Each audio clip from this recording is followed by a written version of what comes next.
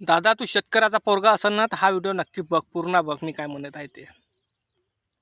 दादा, तुझ्या पायात त्या बापाचा बूट होत असेल तर तू बाप बनत नाही दादा, तू पोरगाच राहायचं.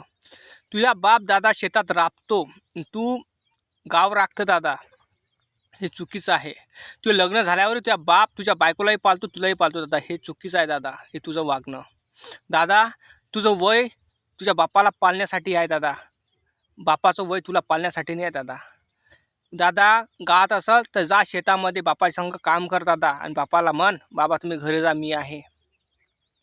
दादा, बाप आणि मायशिवाय कोण नाही बरं दादा जीवनात. मायबाप चाले जाते ना परमेश्वराच्या घरी, तर मायबाप दिसत नाही दादा.